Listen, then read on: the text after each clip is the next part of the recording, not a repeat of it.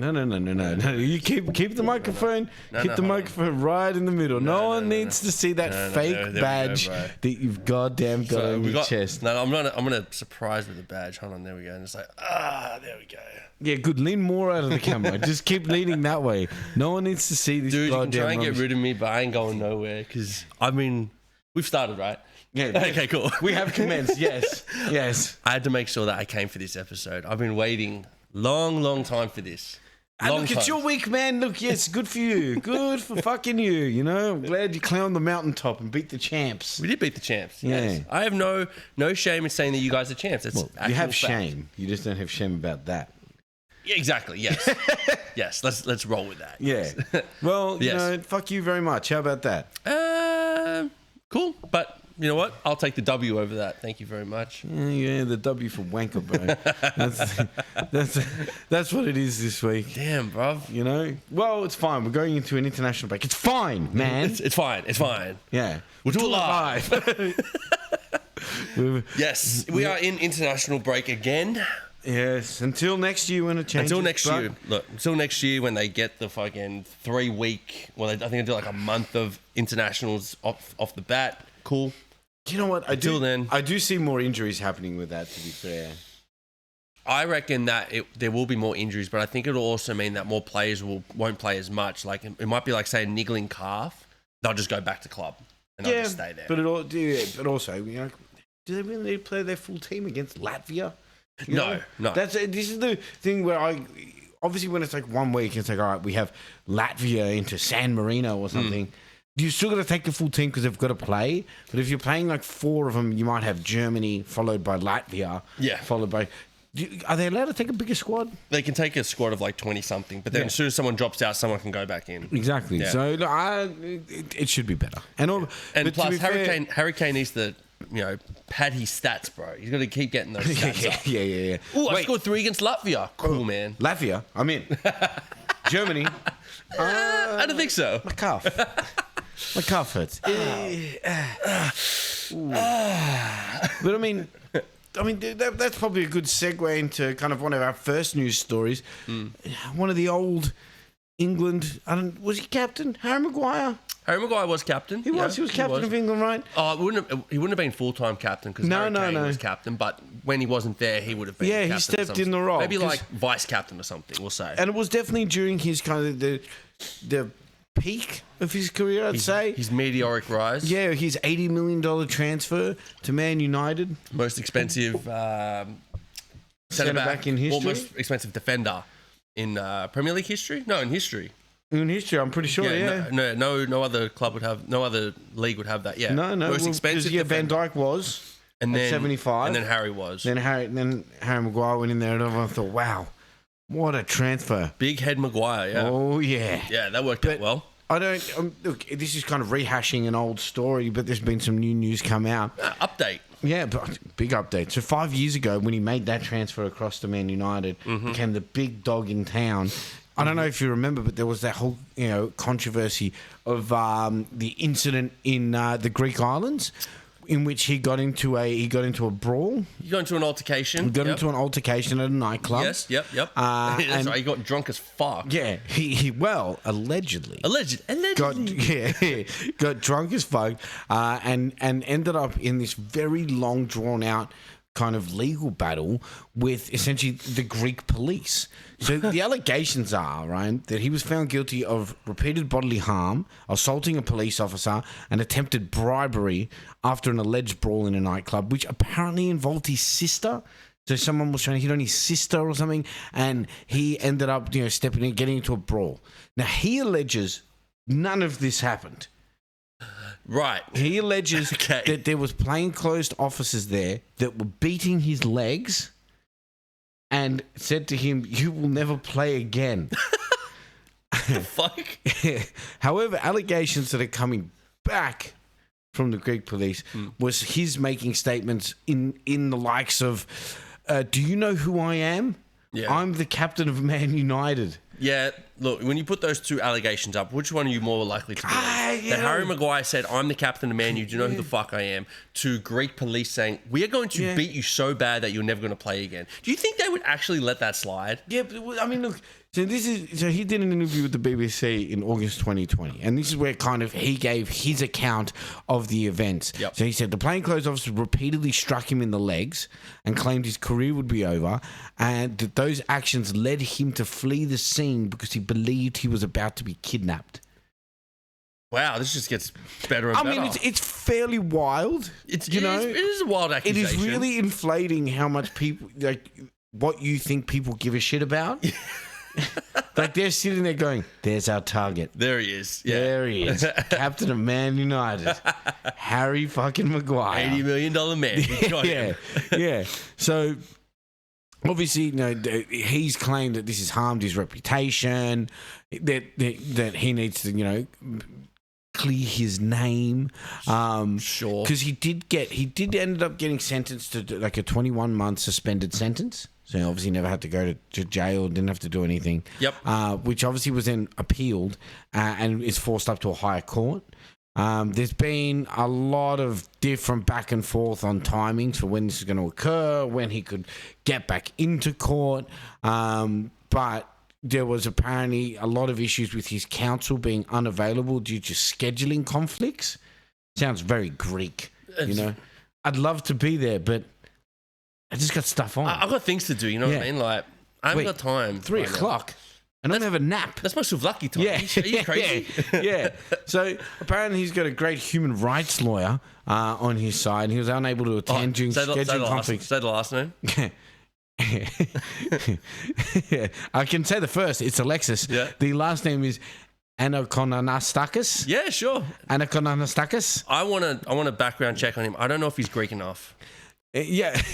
I'm not sure. Well, he's a human rights attorney, so he can't be that lazy. I don't know. So look, he's been going back and forth to court. Now, apparently, his court case is now actually his kind of appeal is now being heard.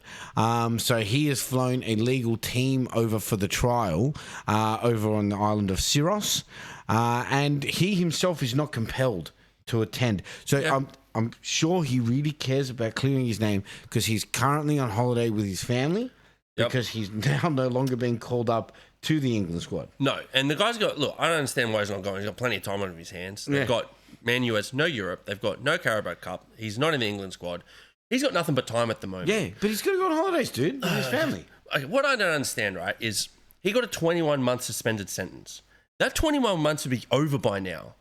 Yeah. Why is he still going? He is that keen to clear his name. He's got to clear his name, man. All he has to do is plead no contest.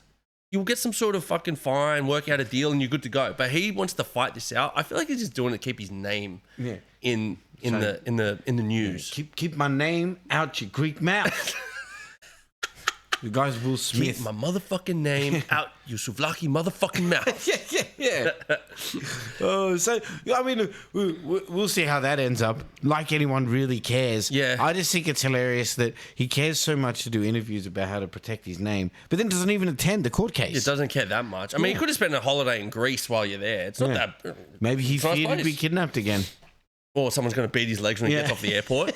I like how there they he is. kept beating his legs. It's like, we'll end your career. Yeah, dude, that's insane if everyone says that. That's what psychopaths would say, not the Greek police. Wait a minute. second. Wait a minute. When I said that out loud. Well, I started figuring out what I was saying, and I was like, oh, maybe Harry Maguire is telling the Maybe truth. he does have a point. Which kind of almost segues me again into more bad news for Liverpool legends. Yeah. John Barnes, kind of winger for Liverpool, scored us many goals. He was the first £10,000 per week player in the Premier League, was absolutely killing it, has now declared bankruptcy. That sucks. Oh, no, it's not ideal for him at all. No. But then when you start delving into the history of John Barnes and finances, you kind of start understanding that I don't think this guy was very good with money. No. I mean, when you're getting £10,000 a week back in the 80s, like, when he was like 20 or something? Yeah. That's a lot of damn money. Oh, dude, that's a lot of money. Yeah, that's equivalent to, the big money you're seeing today. Yep. Right? Obviously not at the levels of Cristiano Ronaldo or Bruno Fernandes or something. Or even you go to Bruno Fernandes, you go to him, or Mason Mount, like £300,000 a week, Yeah.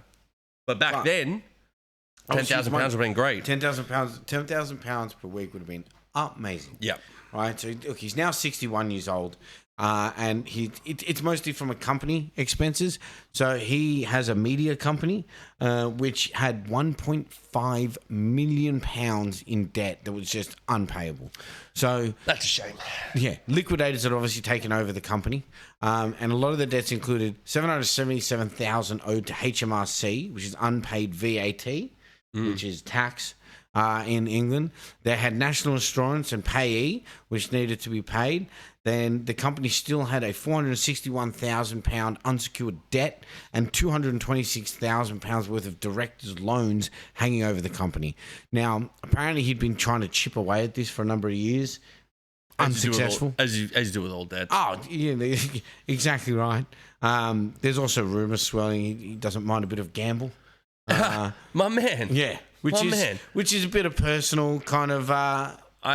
I think we need to put out an SOS call to all degenerates to go out and help Mr. Barnes. We need to start gambling real hard. Yes, everybody needs to stop gambling and just start feeding this guy. Actually, you know what? He'll probably lose it.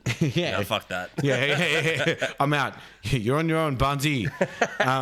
But like I said, this is not the first time that this has kind of been in there. He has been a non-director position within the business for, I think, over 3.5 years, given his inability to manage money.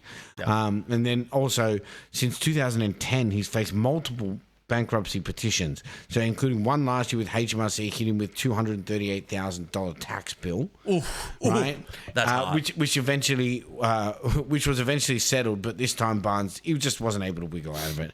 So he's now come out and he's sold everything that he owns to try and manage these debts. And he's come out in All Things Business podcast earlier this year. He laid bare the staggering figures. Like a lot of elite sports people, I got burned because I trusted people.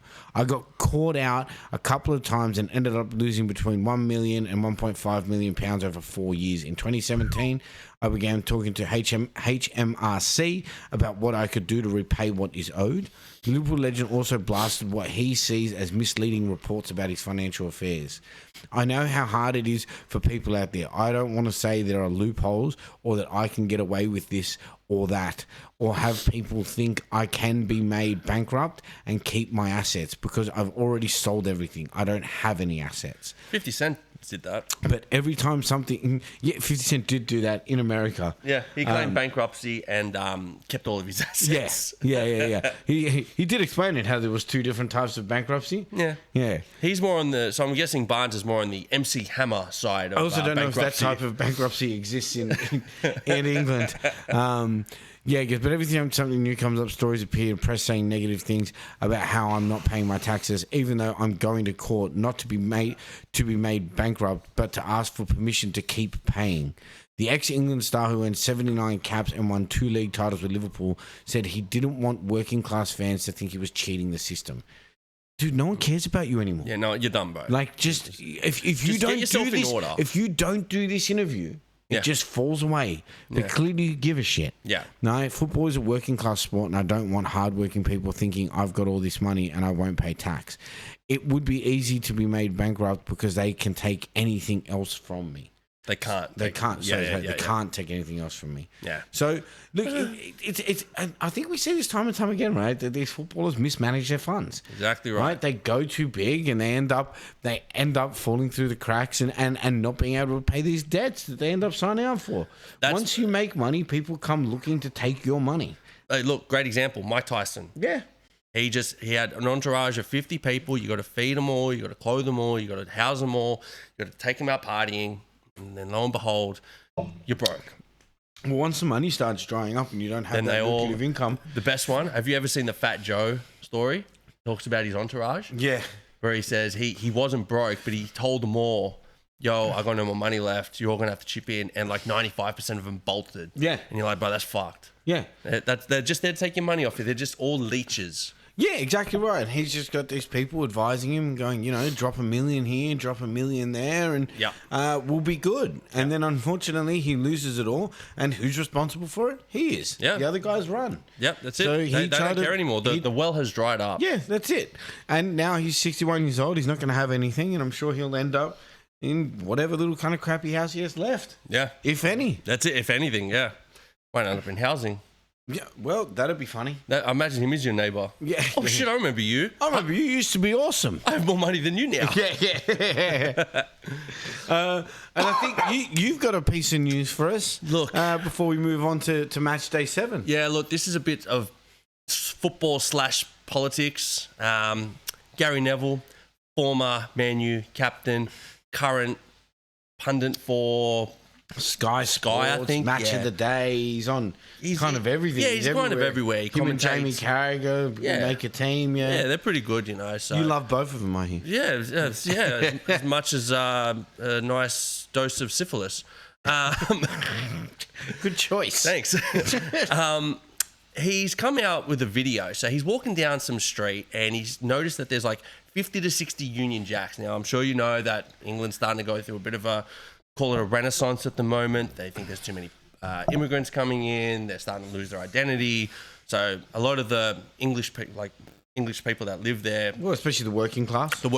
they're starting to uprise a bit. They're starting to protest, starting to put up more flags, show their patriotism. Patriotism and appreciation for their country. The country they were born in, that they've lived in, that's provided for them. I You know, understand. well, apparently Gary Neville has a problem with that. He is not a fan that he sees that the Union Jack is being used as more of like a political tool, more of a message, which he sees as a violent message. It's a flag. You know what I mean? People just want to represent their country. Yep. And he's blamed it on angry middle-aged white men who know what they're doing. Yep, good for him. Right. That's who you should attack. Exactly. You're blaming again the working class, Yeah. right? So he's Yes. an angry middle-aged white man. Yeah. Okay. That's him. Yeah. All right. Just wanted to clarify that. You know what he sounds like? Abby Chatfield. That's who he sounds like. He's got big Abby Chatfield vibes. Yeah. Big Yeah, Abby Chatfield gross. vibes. So he's come out and he said that because he's developed a fair few, I'm guessing, houses or whatever in his area, that he has taken down the Union Jacks on one of his development sites, and that has now caused a bit of an uproar, saying like, you know, I thought you were an England captain, you represent England 85 times, and he goes, you know, I love this and I love the country and blah blah blah, but now he's talking like people shouldn't be putting up flags and it's a sign of violence and this and that, and it's given off very lefty vibes. You know, he's getting very political now with this. Well, I think TalkSport had the best take. Simon, what was his name? Simon Jordan. Simon Jordan's Jordan. take on TalkSport was the best. What did they call him? So Simon Jordan, a champagne socialist. Socialist. Simon Jordan, former Crystal Palace chairman, came out on TalkSport and he said it's very convenient for Gary Neville to just come out from his ivory tower where he lives in a gated community where he doesn't have to see all the people that live middle class people deal with the nonsense that they have to deal with, and for him to shout about what we need to do. And he called him a champagne socialist, which I'm taking that moniker up. That is just such an awesome word. I think it's a perfect description to it, right? 100%. You're not. You're talking about developing buildings, and on a construction site that you're developing, you've taken the Union Jack down. Good for you, you rich prick. Exactly right. Yeah. And at the same time, you are definitely living in an area that's probably unaffected by a lot of the issues that are going on. They don't deal with... And you're commenting on it. Yeah, they don't deal with mass immigration and having an influx of people just come in and just like, not just because of their culture or whatever, but because of resources and houses and ambulance and doctors. Like, all that gets wiped down because there's so many people just coming into the areas that he has no idea about. To that, right? Just talk about fucking football. Oh, bro, there are so many of these pundits out there that go into other sections of life. But that's what I mean. Yeah. Talk about football, do dumb races with Jamie Carragher on the sideline, say who's faster, don't give each other shit, throw snow at each other, make funny videos. That's all anyone wants to see. No one actually gives a shit what you think about the Union Jack or about the state of politics. Yeah. Unless you're a politician or someone that, you know, is in that sphere, you don't really need to be commenting. But this is just an update. So Sky are set to temporarily remove Gary Neville from broadcasting duties after he breached their code of conduct on social media usage. Oh, would that be to not comment on football because that's what you're a professional at? Yeah. Damn, that's interesting. I know who would have That's thought, right? super interesting. Become a political pundit then. That's you it. fucking moron. Yeah. So now It's I think ridiculous, he's dude. going to. He wants to venture into that. So look, if you want to venture into that, go right ahead. But don't nuts. think that we're going to be listening to your football punditry No. with that bullshit. It's like listening to a child tell you about how to earn money. You know what I mean? Yeah, it's like, oh, I just go down and if you ask someone for $1, they give you $1 and then you have $1 And then you can live off that. You have $1. Shut up. Yeah, that's what I mean. It's like a kid. You give a kid $100, he's like, I'm the richest guy in the world. Millionaire. Yeah. We've been there. Just shut up. Yeah. Dude, goddamn, wish I was a kid still, but goddamn millionaire. I look at $100 now and I'm like, damn, this doesn't give me shit. Oh, not even a pack of cigarettes. Damn it. Dude, it doesn't even get you a goddamn Liverpool jersey these days. All right, should we jump into the games? Match day 7. You want to follow along with our tipping scores this week? Yeah, so we're still even. Oh yes, I think we are still even. You Sunday. take it on top because I think you got a better goal. You picked the goal difference, but Yeah, I think the goal my goal is a little bit better, but I think we both got the same this week. I'm just hoping that this app will just turn on, but decides not to. But look, let's just start with the first game, and once this updates, I think there we go. this probably first game had probably some of the best goals as a collective. Yeah, so we're both on 27. We both got 5 this week, and yes, I do have a better goal differential. Yes. Yeah. Yeah, so today, first game was Bournemouth-Fulham. We both picked Bournemouth in that one. I think that was a pretty easy pick, to be fair. After the first goal, we weren't so sure about Fuck, it. And mate. to be fair, the first half was dreadful. There was nothing going on in that first half. I think, again, no one really wanted to pull the trigger. No, they were both very conservative. I think Fulham, after scoring that first goal from Sessegnon, they probably thought, fuck, we hit him on the counter. Now we just sit back for the next 20 minutes and just ride it out. But Semenyo had other ideas. Yeah, dude. Semenyo, well, look, this is my pick for goal of the week, coming out early. I know you have thoughts on this. Yep. Which I'm sure we can argue about. When We will definitely get into that, yeah. And why don't we leave? We'll leave the Chelsea-Liverpool game to the end. We'll leave that to the end. We'll see how long we argue about that shit for. But yeah, no, dude, Sessegnon was a great finish. Yes, that was a very nice finish. It was a nice 1-2. For a player that's never really shined in the Premier League, he's always been decent, but never really reached what his potential was touted to be when he came out of the Championship. When he went to Tottenham, there were big raps, and I fully expected him to fit into that Tottenham team. I thought so too. Just never did. Never did. And then, Bournemouth, as they have all season, had other ideas. Bro, they are just in a real rich vein of form at the moment. They just know how to get it done. Well, they're also using the quality that they have, right? Yeah.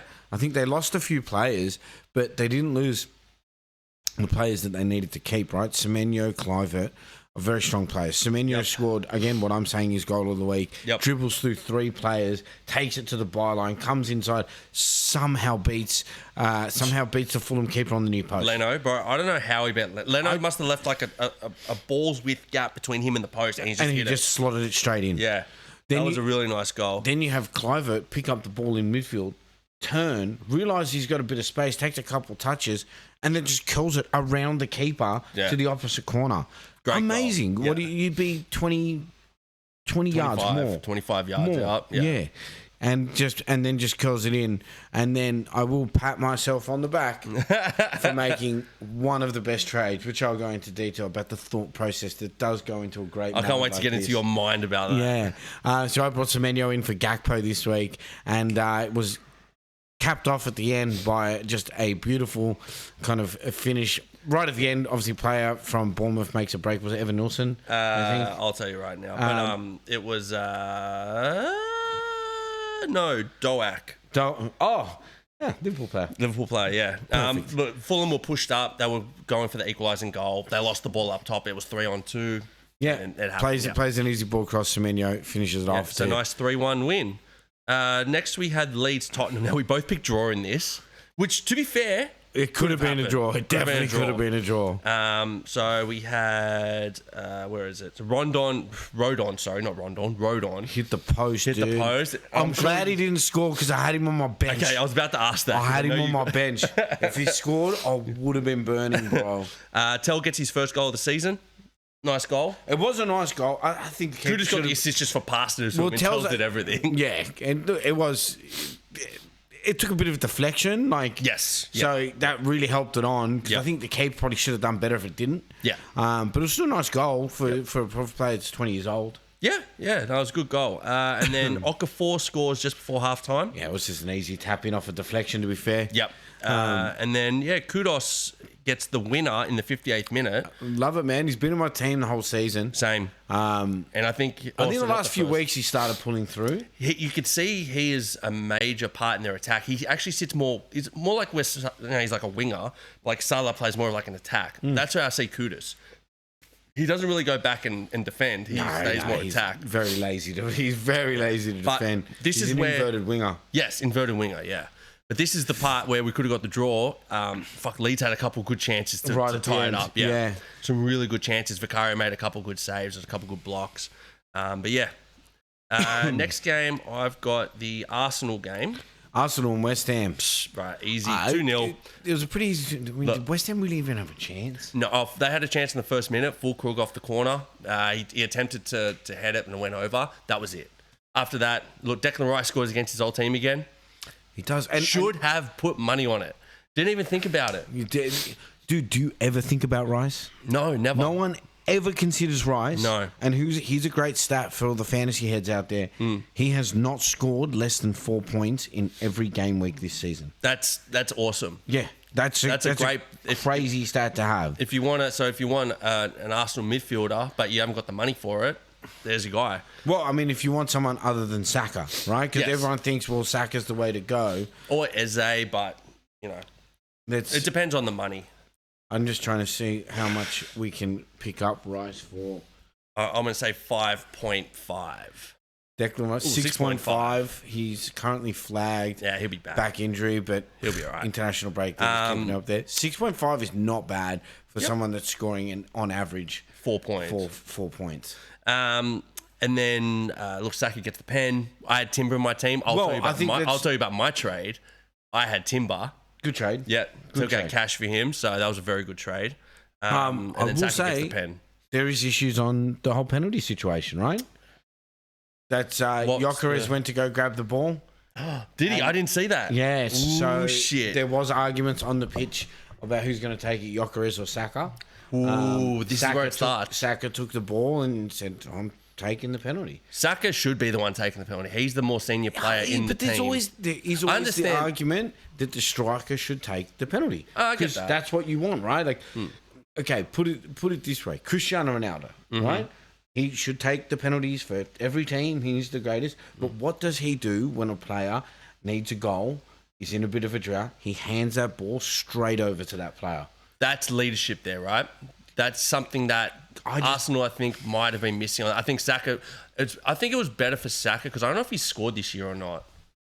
Saka has one goal. He has one. Okay, so this was to get him a second one. All right. Right, and the way I look at it is that you've got a new striker in the team. You want to build his confidence. You want to get the crowd behind him. Stammer wants his 20 goals. Yeah, that's a big call, man. It's such a. I'm still pissed off by that call. It actually bothers me so fucking much, man. It fucking bothers me, man. The other big point from this game, Odegaard getting injured. Again, it's another injury. And this was this one, at least it wasn't he was just running and hurt himself. It was actually an impact tackle. So, but he just seems to be falling every year now. Just seems to be injured for long periods of time. Yeah. And if this goes on for another month or two, they're going to get into the tough period. He's not going to be there for them. So... Well, they've got an easy period coming up now. Yeah. We can see how it goes. One more point before we move to the next one. Eze's miss. Ooh, yeah, over the bar. Over the bar at the 6-yard box, and he couldn't believe it. Yes. And then he also hit the post as well. Yeah. It was just not his day. No. He hasn't got his first goal yet? Not goal, no. We're waiting. We're still waiting on that one. Next, Man U Sunderland. Look, I'm fairly sure we were both wrong on that, which we were. I picked the draw, you picked Sunderland. So that was more hope than anything to be there. But look, pretty easy game. Man U dominated. They got 2 goals, one from Mount in the 8th, and then second one was Sesko off a long throw. But that was pretty much all that was to the game. It was a pretty basic game. I think, look, Man U were quite strong defensively, as they should be at Old Trafford against Sunderland. Against Sunderland, right? exactly right. They should be. I think Sesko 2 from 2. Yep. You know, and they both tap-ins, but again, strikers have to score. So I'll give him credit where credit is due. That's it. Okay, 2 from 2 is a good result, especially when you're looking at the likes of other, like, you know, everyone complained about Wirtz, right? And the money he was worth, he hasn't scored. Sesko's 2 from 2. You take it all day. Exactly. I think Man U keeping a clean sheet is a strong performance. Yep. Because they have been leaking goals. Correct. The one takeaway that I pick from this is still that Bruno is the man, right? Fernandes. Yep. Because the almost goal that he got was wild. Where he's just taken it from the edge of the 18-yard and clipped a curler. Yeah. And then the Sunderland keepers had to scramble to touch it around the post. Well, he's tapped it and it's hit the crossbar and gone over. And you're like, fuck. That could have been that one. I would have given goal of the week. Highly creative. Highly creative. I'll give it to him. But there was obviously the start of Man U's new keeper. So yes. It was his first start. He kept a clean sheet. Hey, look. I think he made one half decent save. So it was a good game to start off with, against Sunderland. Agreed. But look, I know. Look, everybody's looking at Man U. They're at the same points as Chelsea at the moment. But can I just give you a rundown of their last 6 wins? So you were telling me about this stat. So the last 6 wins, right, was against the 3 relegated teams last year. Mm-hmm. One of the promoted teams this year, which was Sunderland, and then they beat Villa and Chelsea, who both had red cards in their game for their team. So look, you look at the numbers and you see, they've won, a few games here and there, looking all right. But if you look back and actually look at it, not impressed with any of their wins. Newcastle Forest, fucking Ange again. Oh, mate, can I say, this was one of the most boring first halves of football. You can definitely say that because I was here and it was so boring. Dude, you went home. Yeah, I did go home. We're sitting here watching the game and you're like, dude, this sucks. I'm going home. I'm like, fair enough, dude. I sat up and watched it, and at least the second half got a bit better. Second half was better, yeah. But same time, dude. Yeah, it was very. There was no chances created. No. There was no attacking prowess from either team. There was no highlight. No, nothing going on. So. And look, I'm glad that somebody fucking stick a rocket up one of their asses because at least someone fucking did something. Mate, I don't know how much longer Ange is going to have a job. Well, I think it's that 7 games now? 6 or 7, yeah. 7 games, no win. That's bad. And I don't think he's even had a draw. Is he drawn? He's drawn, yeah. But it just they don't even look like getting a win. No, I don't. They don't. For a team, look, they don't have an Ange team. Okay, no, I thought they would be better because they have a strong defensive side, and I thought they'd be able to play a high line. But Woods is not a striker that can play with him. No. He needs an athletic striker. Yeah, and Woods is not athletic. He's a stand up the top type of guy. He's a target man. Also, I think as well, like defensively, Forest are very strong, but Ange tends to play a very aggressive style of football. So he wants his defenders to know how to pass the ball, and I think that the defenders he has are great defensively, but in terms of attack, they don't know how to make that killer pass or how to cut through a defense to midfield. So I think that's where they're struggling at the moment. Is they're trying all this Ange stuff, but they're not Ange players, and I think that was always going to be an issue considering he came in when the season already started and the window was done. Yeah. Obviously, you're stuck with the team that you've got. I mean, I still think it was a crazy decision to sack Nuno. I find that crazy. That was crazy, but he's a crazy owner. I will note Bruno Guimaraes' goal was a bomber for the week. It was top draw. I mean, it sits up there again for one of the goal of the week. Yeah. There was plenty of long range goals this week. Actually. Yeah. Which is better. Remember last week we had nothing to choose from. Yeah. Now we've got all these choices. No wonder we won. But there was one thing about the Bruno goal. Did you see that Gibbs White got fouled? The foul before Dan Burn ran into him. I don't understand how that wasn't a foul. Again, and this is the inconsistency with VAR. Yeah. Right?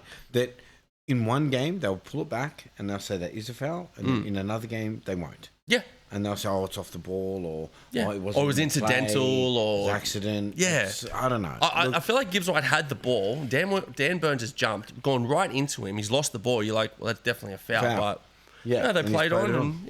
And then, look, Newcastle had multiple chances, but then Voldemar got the penalty. And to be fair, The penalty they gave away was so stupid. Again, more Ange ball that they're trying to pass it They're in trying these to pass dangerous it around areas. the back. Yeah. Anderson gets caught in possession. Yep. And then just goes in for a stupid side tackle. And when he's not on goal, it was Yeah, no he was running reason. away from goal. He was on the edge of the box. You lost the ball. You just got to go, okay, I lost the ball. I'm going to just retrieve it in the most sensible way possible. Doesn't do it. Yeah, yeah. So, but look, we both had Newcastle in that one. Next game is Wolves game? No, Villa Burnley. Villa Burnley. Look, you got Burnley. No, you got Villa right. I had a draw. It was 2-1. Look, Marlon got a double. Good for him. yeah. That's what he's capable To be of. fair, I think that's the change that Villa needed. Because they haven't been starting Marlon. No. They've been persisting with just Ollie Watkins up front. And he's clearly not finishing. Yeah, you bring Daniel 100%. Marlon in. That first goal he got was such a strong solo run with a player on There his was a back. huge gap in the middle for him. I don't know where the fuck were the Burnley defenders on that one. To be fair, the Burnley defender ushered him out wide where you want him to go to.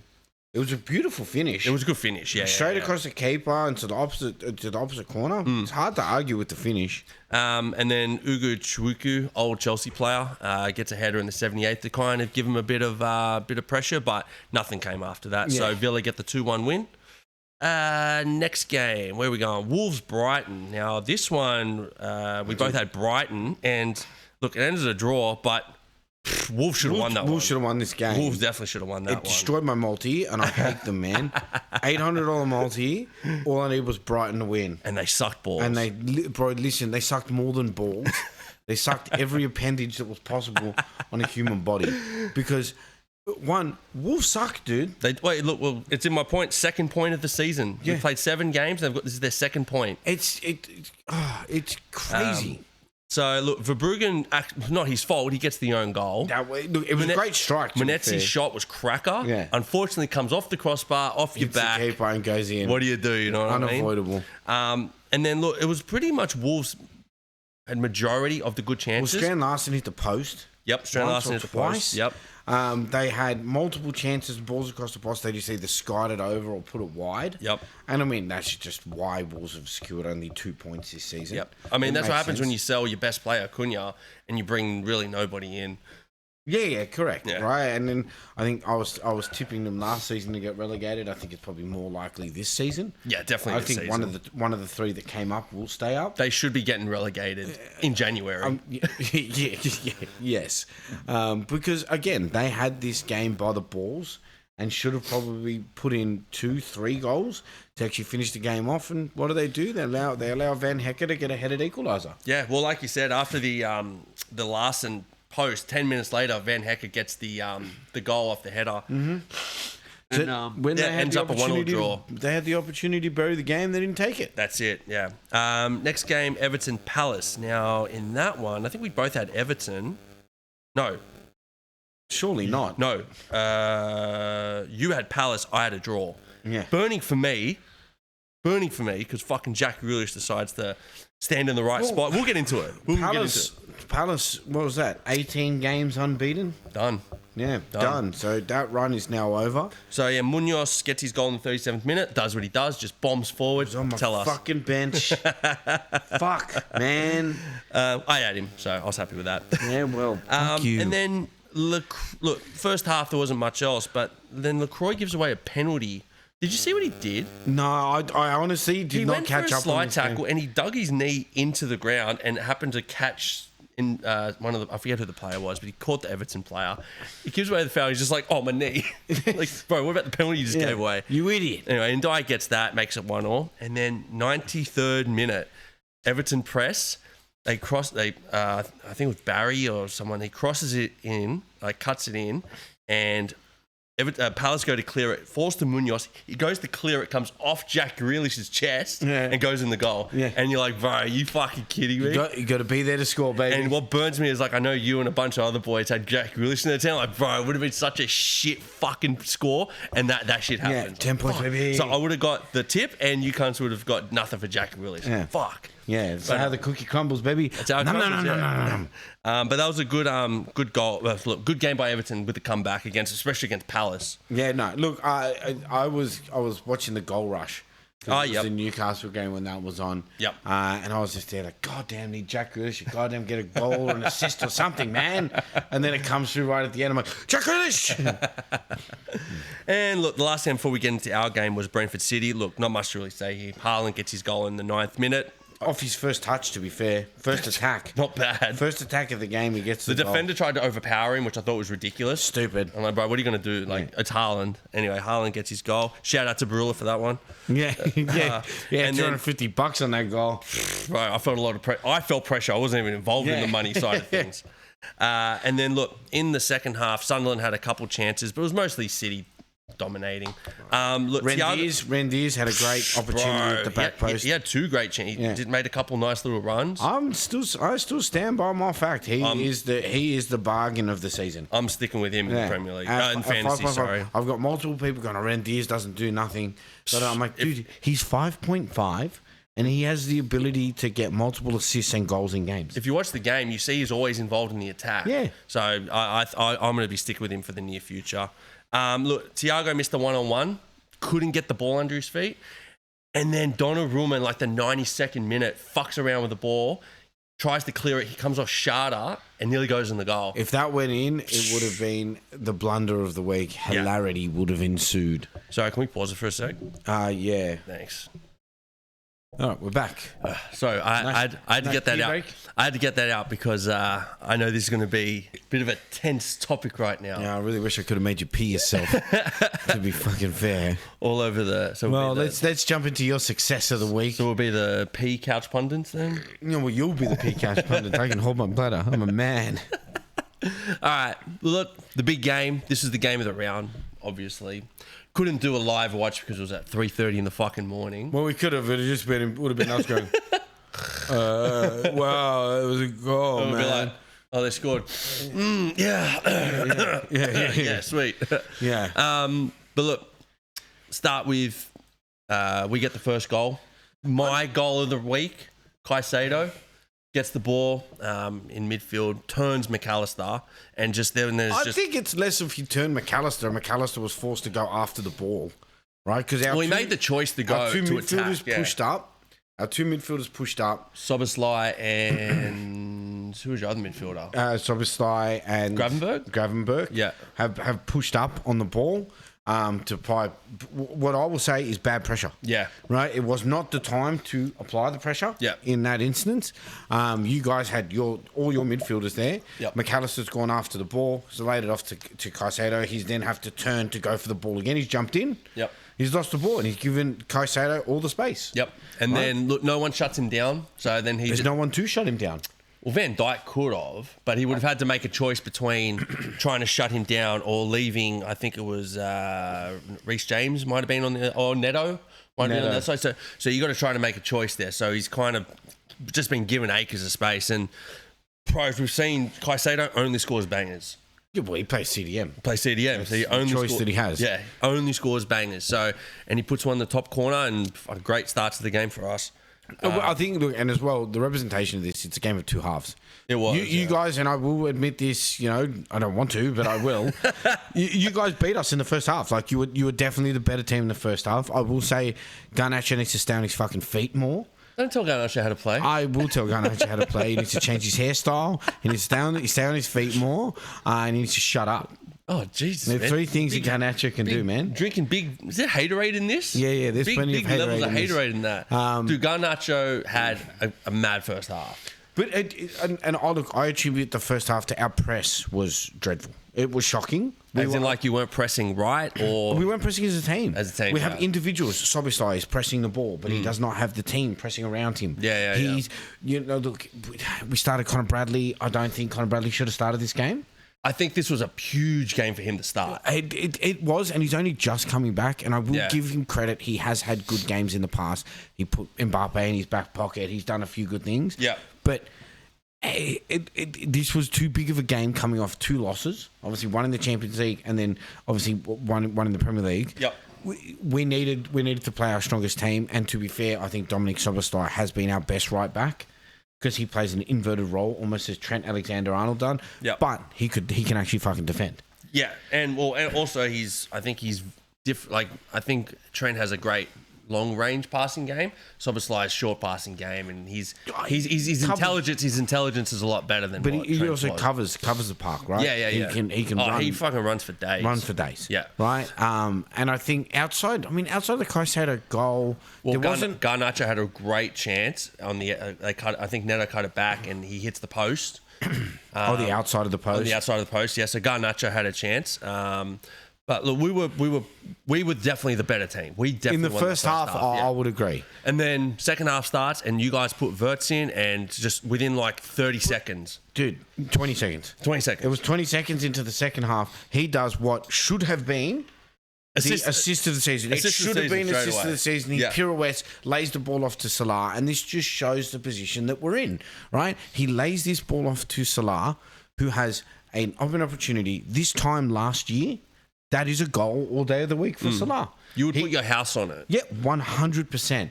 And he, for some reason, tries to take the shot off his right foot. Yes. And puts it completely wide, not even on target.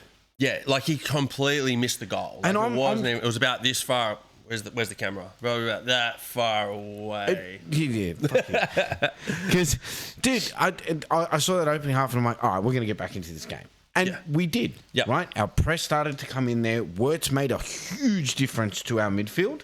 And I think it goes to the credit of all the haters that we've now been getting, 007s, 008s and whatever. 009. But I see that as, well, he's creating the chances. We are not putting them away.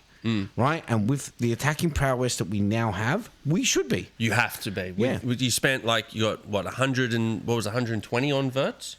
No, 110. 100, and then 130 on Ishak. So it's 100 plus add-ons. Plus add-ons, yeah. And then we've spent 120 on Ishak. Yeah. Right? And plus you've still got... Look, Ishak, I get it. He sat out and didn't have any games, and it's going to take him a few games to get into it. Okay, cool. But, mate, his positioning wasn't there.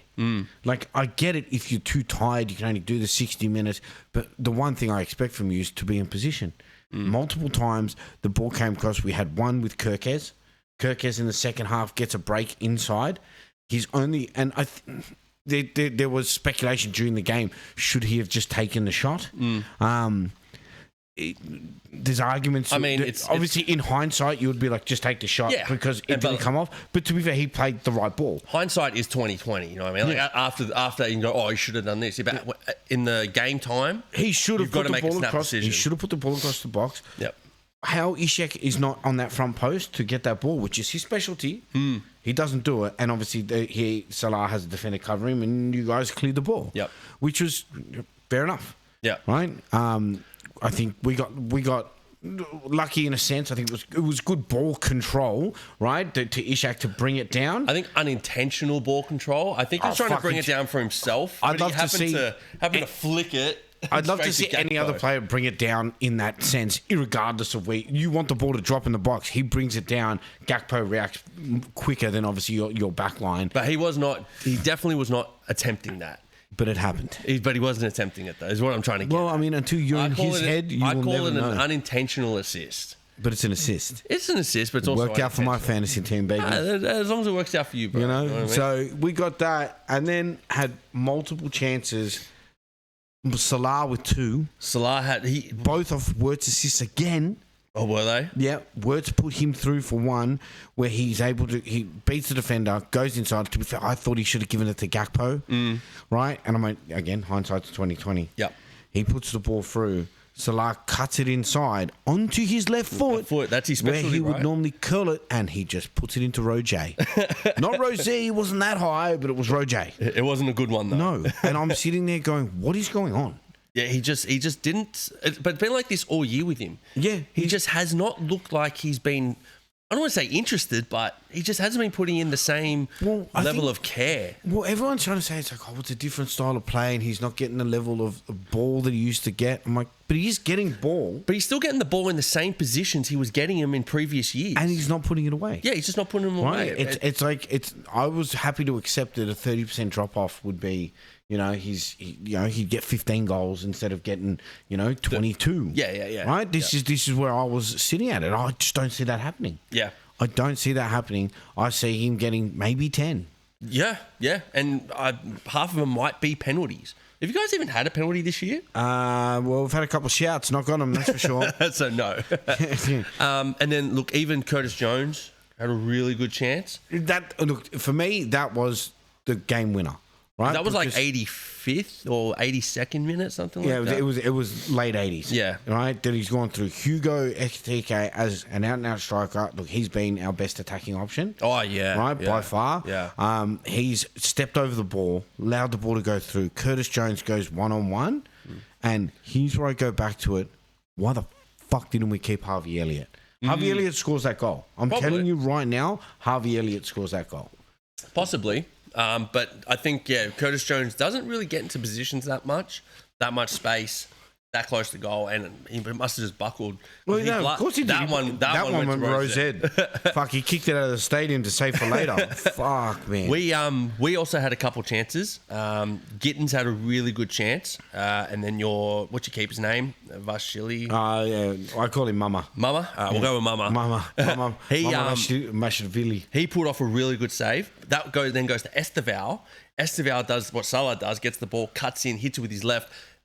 Mama Vasily then makes another great save. So it was back-to-back great saves. And you're like, something is going to happen here. Someone is going to score. Well, there was going to be a winner in the game, just the way it was shaping up. Yeah. And then once it started getting into the injury time, I thought, well, we might as well just lock this up and just accept a draw from home. If you were, exactly. You would take a point at Stamford Bridge. Yeah, at that stage, yes. Because the problem that I had, right, with especially the last 20 minutes, is that we did finally get on top of the game. Right? Yeah, we were getting our press together. We were starting to create chances. You were getting into our red zone, like our attacking. Yeah, and we were actually creating chances that looked dangerous. Not like the first half, we couldn't create nothing. We could barely hold the ball. Yeah. We were just giving the ball away. We were passing the ball out. We weren't connecting with the players. And it looked just shoddy shit. Like it was just rubbish football. Then we started to actually link up play. I accredit it to bringing Wirtz on. Right, as much as everyone wants to give shit to Wirtz, we're backing him because I can see the quality of the runs he makes and the passes that he's able to put together.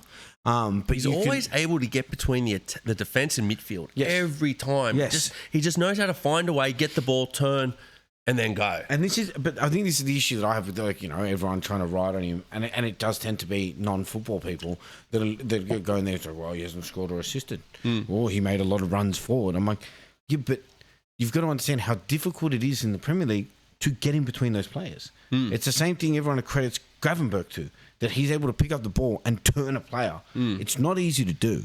But that being said, we weren't good enough on the pitch, and we have not had a secured midfield three all season. Right? Macca's not playing where he was at the levels he was last year. No. And again, he's 22. Yeah. Right, so he's got room to grow, and I think he might be a bit tired. Already?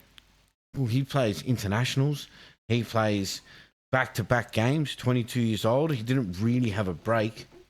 But a lot of players do that. You think he would still be tired out of how many 22-year-olds are doing that? Enzo does that. Is he 22? Caicedo's like 23. He does that. Nah, Caicedo doesn't do it at the same level.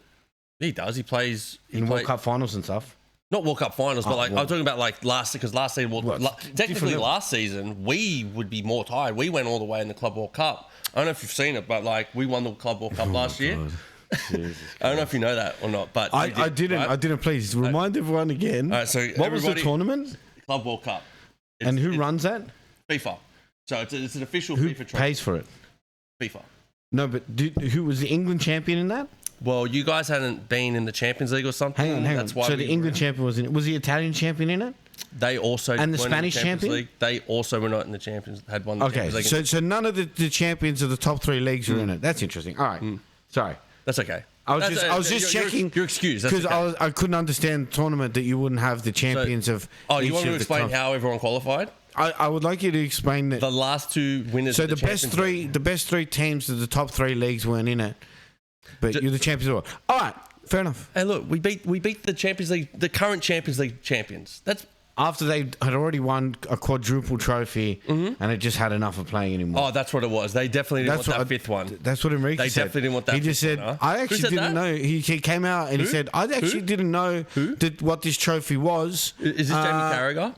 No. This is the manager of PSG. He came out. He goes, I didn't know what the trophy was. He goes, they said I had to come, otherwise I got fined. I wanted to go party in Barbados. He said Barbados. He likes Barbados. Oh, it's a nice place. I'm sure it's really good. Yeah. Maybe I might take this jersey over there and show them who the... You go Cole Palmer. His uncle's over there. We also had I totally forgot that Enzo also had a really good chance at the back post. So missed header. The missed header, yeah. So both teams. That was a problem with losing his man, and it was a problem with your goal too. And that's what happened with the Esteval goal. Robert was out of position. He was tired. He looked, but he didn't start, did he? No. So I don't know what's going on with Robbo, but I think it must be the slot system. Or maybe it's the 10 years of running under Klopp. I don't know, but look, man, he's done his time, right? He's won all the trophies. It's the wind down for it, but look. At the end of the day, you guys deserve to win the game. Given just you took the opportunity. That's it. Yeah. Again, and we had the opportunity to win the game. We didn't take it. Yeah. Well, and look, I do want to talk about that Esteval goal. That went through every single Chelsea player except for Marquis, who was up top. So I went through 10 Chelsea players. So it went from the back all the way around to Cucurella, to Enzo, back to Cucurella, and then Esteval finally got the last touch. And look, 18 years old, getting a winner at Stamford Bridge against the champions, that's not a bad little feat to have at 18 years old. I think it's all right. It's almost like our 17-year-old doing it against Newcastle. Yeah, that was a good win, but I haven't seen him since. I've seen, Esteval is like he could be a starter. Yeah, I think we have such a big squad. He's not going to be starting every game, but he could be a starter. Because your squad, you'll sell him in 2 years. Nah. Yeah. Nah. He's gonna. Why is he the one that's not on the chopping block? Everyone else is. Because unless we get and I'm talking ridiculous money. I'm talking like 300 million from Real Madrid or PSG. We're not going to sell him. Same with Cole Palmer. They are going to be. I don't know. There's rumours that Cole Palmer may want to go. Yeah, look, if the rumours come out and he actually does want to go, it's going to take a lot of money because we still have 6 years left in his contract or something. It's going to take a lot of money to get him out. But look, I'm very happy that we got the win. Look, we did beat you guys last year, but it wasn't the same. You guys already won the title. We were pushing for top 4. We needed that win. This one is more of we're starting to look like we can compete. Last year, we started off like this and we faded away. We need to keep this up now. Maresca still thinks that you guys aren't able to compete at the top level. Yeah, no, look, they always say that. Last year, I believed the world champions. Yeah, no, last year, I definitely believed it. I don't know if that excuse can still be used. You can't go around saying you're world champions and put it on your jersey and say, oh, we can't compete. No, I get that. I think it's just a cop-out for Maresca. That if he does lose, he can go there and be like, I told you. Yeah, I told you that we weren't ready. No, 100%. They all do that. No, I don't think everyone does that. Well, a lot of teams. Slot doesn't. Slot doesn't ever really talk about if they're competing, though. He likes to talk about, Talks about the exact reason why we lost the game. Yeah. He's very up, but he doesn't say, we can't compete, right? He sat there and he said it. And he said, well, Robert didn't cover the back post. Yeah. No, he talks about... That's why they scored the winning goal. He talks about the games itself. Chances. Yeah. The one thing I disagreed with him on from the whole after-match thing is that I felt that he should have taken off Mohamed Salah. Bro, and that he should have taken off Gakpo. So many people said that, and I agree. Yeah, no, because he said that he liked his performance and what he was doing. I don't know what game. He must have been watching a game from last year on his phone at the same time because it is the first time that I have disagreed with anything after his match. Because he's usually pretty honest, right? He's very, very honest about what he... I know he must have believed it, but... He must have. He had 0 shots on target. Yep. I think from 4 attempts. I'll tell you right now. But look, out of your team, he got the third lowest score. Yeah, third lowest rating. He had 2 shots. It's got him at. I only had him at 2 shots. Maybe one of them was blocked. Because he definitely had 3. Yeah, because Words put him through for 2. Yep. And then he had an additional that came through, but none of them were on target. No, none of them. Not one of them hit the target. And you would expect from a 33-year-old super experienced player in your team at least get on target and make the keeper. 100%. Because you get that deflection, that's where Ishak comes and hunts the ball down. That's how he scored for Newcastle, right? But do you reckon now that Wirtz is on 009 that he's going to start feeling the pressure that he needs to score? I don't think so. I don't think so, because you can see he's created the most chances in not only the Champions League but also the Premier League. Premier League, yeah. Right? He clearly knows how to play football. He's just going to continue doing what he has to do. Yeah. Right? He doesn't seem like a player that's affected too much by the pressure. The Liverpool fans aren't going to turn on him. If we didn't turn on Darwin Núñez, we ain't turning on him. Right, you had all the opportunities to turn on him too. There's plenty of other players that have been in this situation. I'll say it again, Thierry Henry was another one. Cristiano Ronaldo is another one. You can say about their age or whatever it is, but these are players that ended up coming good and being quite successful within the Premier League. And I think he has the ability and the talent to do that. So you would put him up there with an Henry and a Cristiano 100%, Ronaldo. yeah, talent-wise, for sure. That's a huge call. Is it though? It really is. But I'm only saying talent-wise, there's been plenty of other players that are at that level talent-wise and haven't been able to hold it. Like Ben Arthur, you mean? Ravel Morrison. Oh, you putting him? Okay. Like that's the level he's at, right? He is a player that you can look at him and go, well, you can clearly see he understands football, right? The way that he moves on the pitch, he scans around, he watches the pitch, he gets slots in between the defenders, he's happy to drop in, he's happy to go forward. He kind of, when one player goes to get the ball, he slots into their position, right? He goes into that number 9 role quite easily and then slots back into the 10. He can play out wide. I think mistakes have been made when they played him out on the left. I don't think he likes it there. He needs more freedom in the middle of the park. Yeah. So I think, look, I've been watching this kid and been sending clips to our friend Sam for years on this kid. I go, if we get this kid, we will dominate. And I think once he understands, you can tell he wants to be on the ball for too long. Yeah. And he's adjusting to the speed that he has to move at. Yep. But I've already seen that, against Chelsea, the speed that he moved at in this game, he didn't hold the ball. He actually didn't lose the ball too often. So I'm not overly concerned with it, right? The media can go ham on him and say he's worth all this money and this will happen. Cool. I do have a little bit of not a stat, but like just a thought I had. So, we talk about Italian players, how they can't adjust to England. Mm-hmm. Besides Gundogan, what German player has ever adapted to the Premier League in terms of midfield? Ballack, yeah. So you got Gundogan, Ballack, and obviously you got Rudiger, but Walter Maid's not doing too badly.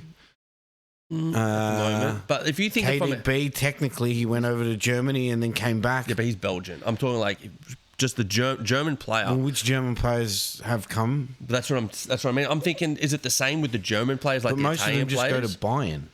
Yeah, but it's the same in Italy. You would think most would go, like Italian players go to Juve or Milan, right? But when they come to England, Italian players don't make it. I'm thinking the same with the German players. I'm just trying to think of which German players have come to the EPL.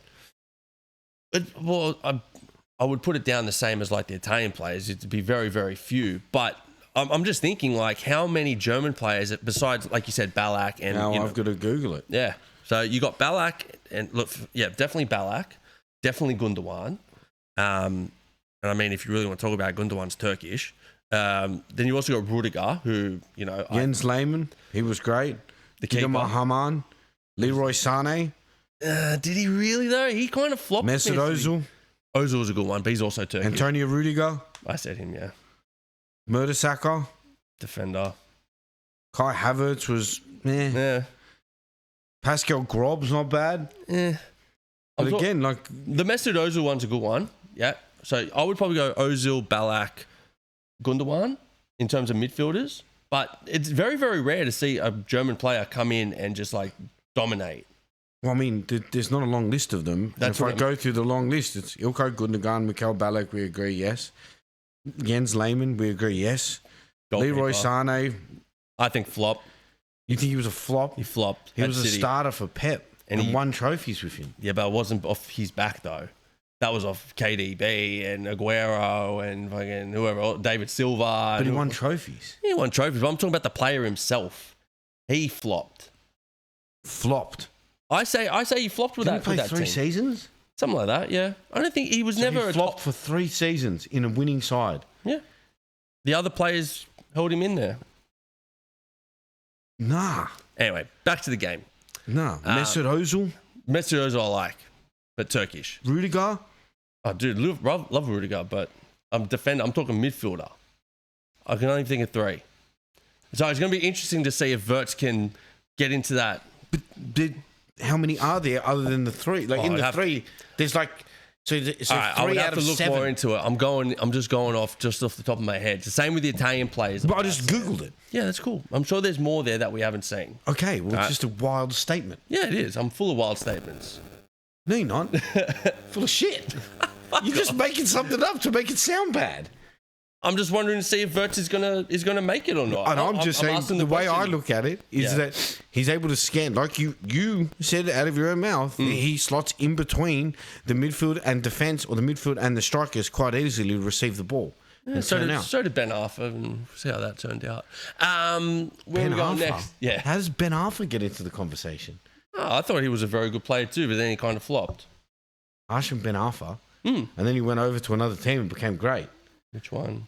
When he went over to France. Yeah, killed in France. So I don't know. You're hating on Wirtz. You're one of the haters that want Wirtz to flop. Look, next game is going to be binary. Okay, it's going to be 0010. 0010. Yeah. How could you be 0010? It'd be 010. No, it's 0010. No, it's 3 numbers, you moron. Anyway, let's just jump into how good I am at fucking fantasy. Yes, let's get into fantasy. Because James can't hack it. I can hack it. I just want you to deliver actual stats. You're just telling me it's just like, oh, he's not that good, and then I deliver you 4 names. Then I deliver you 4 names that's good, and you go, nah. No. I never said that. I never said he was that good. I said German. It's hard for German players to translate. And then I deliver you 4 players that have translated, and you go, ah. Yeah, I can name more French players. Okay. I want to see. Everyone can name more French players. I want to see how the German players translate. But I just gave you 4, and you agree that those 4 were good. They were great. Out of the 10 on the list. I think we need to find a bigger list. Let's get your percentage down. Come prepared for the podcast then, my friend. Whoa, damn. Don't just come in here with just wilder fucking statements. His ears are steaming out right now. Yeah, they're steaming because you're a moron. Getting hard. Yeah, because you don't know what you're talking about. That's the fucking problem. All right, let's get into fantasy. All right, well, the 2 O'Neill brothers take top spot this week, my friend. You're talking about weekly score. Weekly score, top spot. Yeah. So it's myself, my brother Matt, both got 86 points. That's so funny. You both got 86. Exactly 86 as well. He thought he was actually the top spot, and I spoke to him today, and he's just like, I'm like, you're getting equal top spot, huh? He's like, with who? I'm like, me, you idiot. What a moron! He only cares about himself. So selfish prick. We both got 86 points. I made a great trade taking Gakpo out, who did end up scoring. I knew, and I did say, I think in the last 2 weeks, as soon as I take Gakpo out of my team, he's scoring a goal. Yep. I take him out of my team, he scores a goal. But I made a good replacement. Obviously, I brought Semenyo in finally. Could you have traded someone else out for Semenyo, or was Gakpo from a points perspective? Because like if I'll bring my team up so we can look at it, and then I'll bring up the end. I'll bring up the whole list. Yep. So really, like I could have. Do you want to put it on? Or? No, it's all right. I'll put up the list afterwards. Yeah, okay. Realistically, for me to get more points, I would have had to trade out Rendiz. Who's the other midfielder you got? I've got Stack, but again, I wouldn't have had enough points. Okay. I wouldn't have had enough points to be able to bring just him in as one sub. Not enough money, you mean? Yeah. Yeah. So, and I'm not going to get rid of Rendiz given his cost at 5.6 or 7 or something. And he's always in that attack. Yeah. Always there. So, I think, I did fairly well. Hey, look, you got two defenders. I'll bring it up so we can. Yeah, bring it up. We'll show it. You got the 2 defenders who both assisted. You've got 3 midfielders who scored. And then you've got your Ishak and Haaland who scored and assisted. So that's just and look, I think you didn't captain the right person, but like to be fair, I will say there was still a only good captain. One person who went for the good captain was Chilati. Chilati went with Semenyo as captain. Very, very look.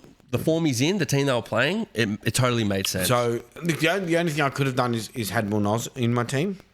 Yeah, so you put the Sunderland defender who got me 7 last week. Yep. You only got me 3 this week, still better than 2. You could have got 91, bro. Yeah, I definitely could have got 91. If I captain Semenyo and put Munoz in my team and kept Gakpo, then I would have been looking at Top scorer. Yeah. Score of the round.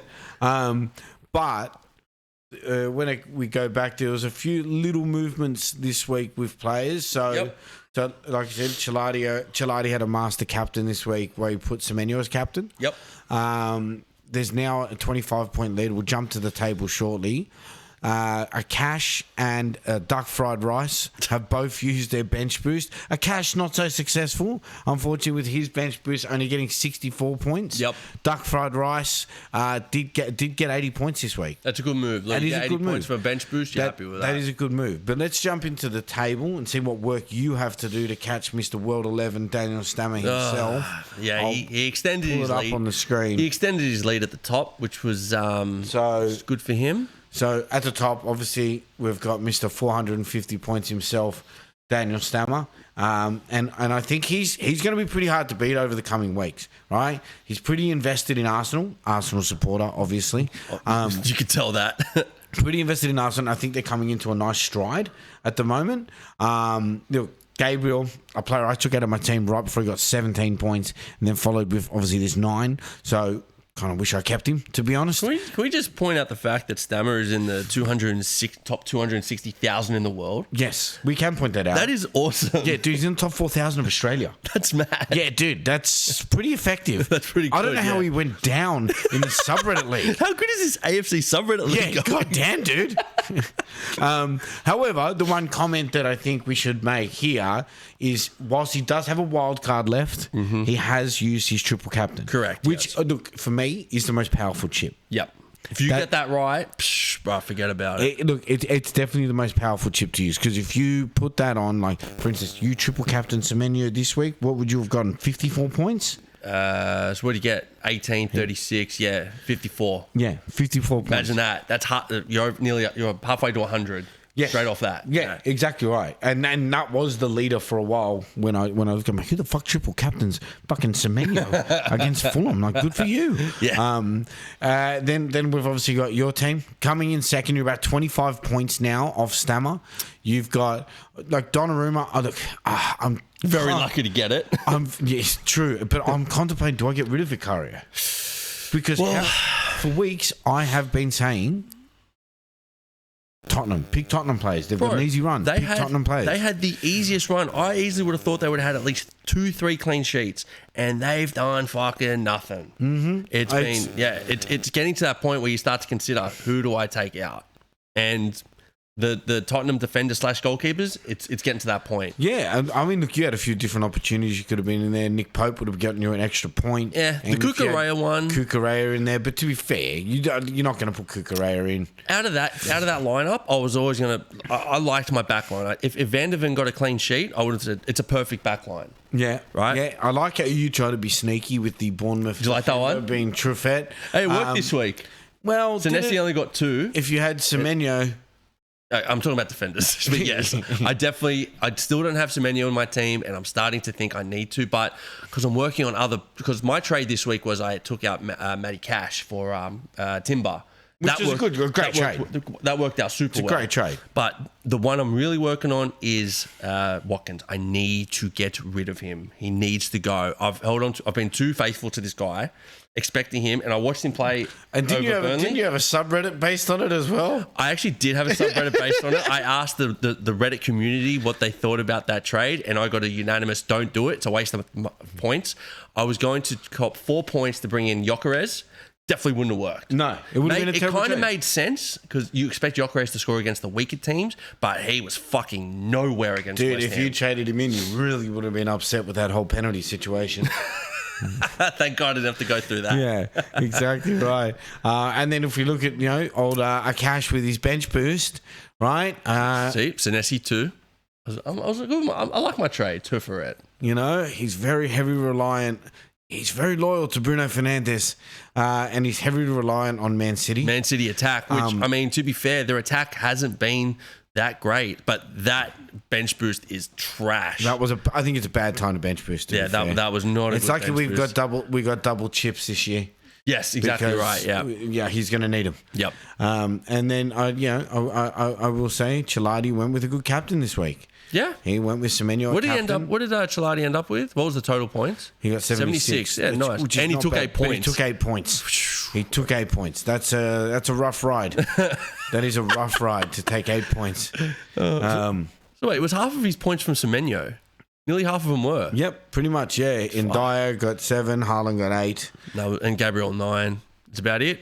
So I mean, look, it is kind of heating up. I think we'll probably dive into what kind of transfers and stuff we should make next week. We'll go into that next week because international break is on. Players We've got to see injured. who the fuck gets injured.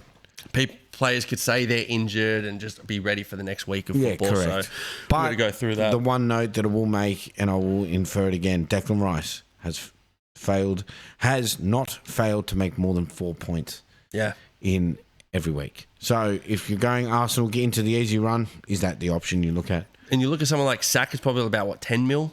And Declan Rice is 6.5. Huge money saver there. So that's what I mean. You may not get point. the big points where Saka may get one week where he gets 2. Yep. 2 goals on He'll the get like assist. 15 points, right? But, Declan Rice will every week generate you enough points. Declan Rice will play every week. Saka... And he also doesn't get injured. Exactly.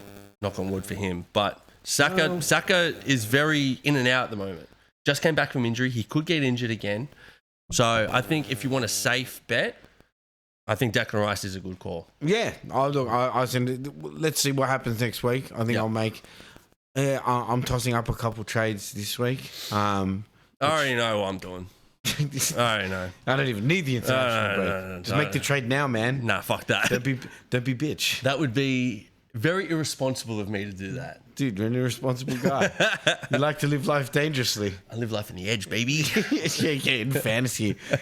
Just like his name's getting banned. Hey, dude, none of you pussies did it. Dude, I'm definitely reporting. I'm reporting your you're fucking such a name. rat. I'm reporting your fucking James name. the Rat O'Neill. I can't be a rat because I'm actually not trying to get out of trouble. I'm just telling on people. Right. Jimmy the Rat O'Neill. No. Jimmy the Snitch O'Neill. Jimmy the truth teller O'Neill. Fuck off. Yeah, I'm telling authorities. He's hurting my ears and my eyes. Oh, nice. All right, well, we'll join you next week and after the international break, and let's hope it's good news for all of our fantasy teams. That's it, baby. Peace out, bitches. Go Chelsea. Dude, fuck Chelsea.